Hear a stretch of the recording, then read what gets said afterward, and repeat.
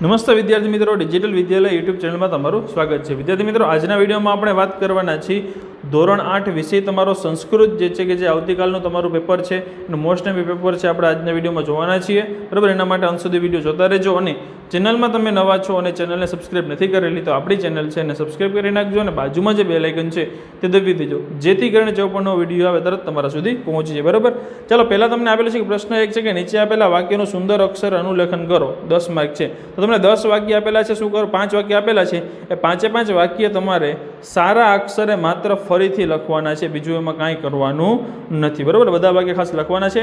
પ્રશ્ન 2 છે કે તમારા વર્ગખંડમાં જોવા મળતી 5 વસ્તુઓના નામ સંસ્કૃતમાં લખો। તમારા વર્ગખંડમાં તમને બેન્ચ જોવા મળે, તમારા સાથે હાથમાં પેન છે, પેપર છે, બરાબર। તો એ તમારે જે વસ્તુ જોવા મળે તમારે સંસ્કૃતમાં ખાલી માત્ર નામ તમારે એના લખવાના છે, બરાબર। ત્યાર પછી પ્રશ્ન નંબર 3 કે નીચે આપેલા ઉદાહરણ અનુસાર વાક્યને પરિવર્તિત કરો।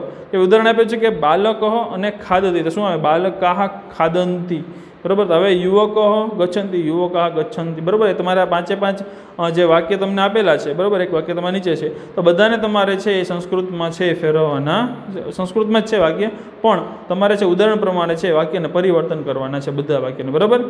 ચોથું છે કે આપેલા વાક્યોનો સંસ્કૃતમાં અનુવાદ કરો। કે મારું નામ અદિતિ છે, હું પાણી પીઉં છું, દોડો દોડો ઝડપથી દોડો, હું શાળાએ જાઉં છું, ગાંધીનગરમાં ઘણા વૃક્ષો છે। આ બધા વાક્ય તમારે શું કરવાનું સંસ્કૃતમાં લખવાના છે, બરાબર। તે પછી પ્રશ્ન નંબર 5 કે નીચે આપેલ ઉદાહરણ મુજબ અન્ય વાક્ય બનાવો। પેલું છે કે ભાઈ અહમ પ્રવિશામી, બરાબર, તો શું આવશે વયમ પ્રવિશામી, હું અને અમે થઈ ગયા, બરાબર। એટલે એક વચનમાંથી બહુવચન કે અહમ ખાદામી તો વયમ આવશે, બરાબર, ખાદામી। પછી અહમ ગચ્છામી તો અહીંયા વયમ થઈ જશે, અહમનું વયમ થઈ જશે, બરાબર, એક વચનમાંથી બહુવચન। એવી રીતે 5 વાક્ય છે તમારે પરિવર્તન છે એનું કરવાનું છે। તે પછી પ્રશ્ન નંબર 5 બચે કે નીચે આપેલ ખાલી જગ્યા છે ઉદાહરણ મુજબ પૂરો।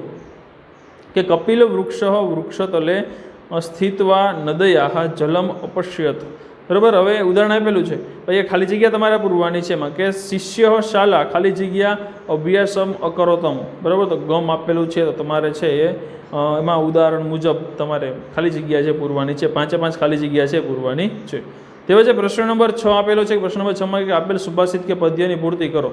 રે વાય છે ખલું ને પછી આ બીજું 2 આપેલા છે તો 2 ની તમારે શું કરવાનું છે પદ્ય છે એની પૂર્તિ કરવાની છે, ખાલી જગ્યામાં લખવાનું છે, બરાબર। પ્રશ્ન નંબર 7 છે કે નીચે આપેલા વર્તુળ પરથી 5 વાક્ય બનાવો। આ વર્તુળ આપેલું છે ક્રીડકો, ધાકણ, પછી શિક્ષકો છે, બરાબર। પછી જે તમને લિખિત જો ક્ષિપિતી પાઠયતી કરોતી વપતિ, એટલે આ વર્તુળ ઉપર તમારે 5 વાક્ય છે બનાવવાના છે। તેવા છે પ્રશ્ન નંબર 8 કે નીચે આપેલ ઉદાહરણમાં બતાવ્યા મુજબ ક્રિયાપદોના રૂપોમાં પરિવર્તન કરો। ઉદાહરણ છે કે વધ તો અવદત થઈ ગયું, બરાબર। તો વસ છે, પછી રક્ષ, ચલ, પછી બીજું 3 ઉદાહરણ આપ્યા છે તમને નીચે કે 10 છે તો અપશ્યત થઈ ગયું, પછી ગમ છે, પઠ છે, આ બધાના તમારે શું કરવાનું છે ઉદાહરણમાં બતાવ્યા મુજબ પરિવર્તન છે એ કરવાના છે, ક્રિયાપદો છે બદલાવાના છે, બરાબર। ત્યારબાદ છે પ્રશ્ન નંબર 9 કે આપેલ ગદ્યખંડ વાંચીને પ્રશ્નોના જવાબ છે સંસ્કૃતમાં લખો। હવે શુક્રેશ કદા ઉત્તિષ્ઠતિ, તો શુક્રેશ પ્રાતઃકાલે પંચવાદને ઉત્તિષ્ઠતિ, બરાબર। બીજું છે કે શબ્દેશુ સમયમ લિખિત, 6:46 છે સમય લખવાનો છે, તો અહીંયા લખેલો જ છે, બરાબર, એ સમય છે। પછી સાધસ્વદ વાદને સુકેશ કિમ કરોતી, તો કે સ દંતવંદન કરોતી, બરાબર। પછી સાધસ્વાદે સ યોગાસન કરોતી, શું કરે છે યોગાસન કરે છે। સુકેશ કદા યોગાસન કરોતી, તો કે સાધસન વાદે, બરાબર, સાર્ધપંચન વાદે, બરાબર।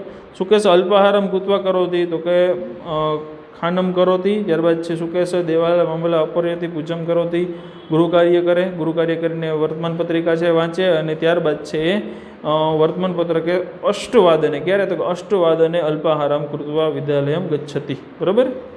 તમારા ગામ અથવા નગરનું વર્ણન સંસ્કૃતમાં 5 થી 6 વાક્યમાં છે તમારે કરવાનું છે। ગામ અથવા નગરનું વર્ણન છે તમારે સંસ્કૃતમાં લખવાનું છે, ક્લિયર। ચલો આ રીતનું તમારું મોસ્ટ એમ્પી પેપર છે સંસ્કૃતનું છે, આવતીકાલનું છે, તો ખાસ પેપર કરી લેજો, ખાસ સોલ્યુશન પણ કરી લેજો, જેથી કરીને તમારે એક્ઝામમાં કોઈ પણ જાતનો કંઈ પ્રોબ્લેમ થાય નહીં, બરાબર। અને કંઈ પણ ડાઉટ હોય, કંઈ ન સમજાય તો ખાસ કોમેન્ટ બોક્સમાં કોમેન્ટ કરજો। ચેનલમાં તમે નવા છો અને ચેનલને સબસ્ક્રાઇબ નથી કરેલી તો આપણી ચેનલ છે એને સબસ્ક્રાઇબ કરી નાખજો અને બાજુમાં જે બેલ આઇકન છે તે દબાવી દેજો, જેથી કરીને જેવો પણ નવો વિડીયો આવે તરત તમારા સુધી પહોંચી જાય, બરાબર। ચાલો મિત્રો મળીએ આપણે નેક્સ્ટ વિડીયોમાં, ત્યાં સુધી આવજો મિત્રો, જય હિન્દ, જય ભારત।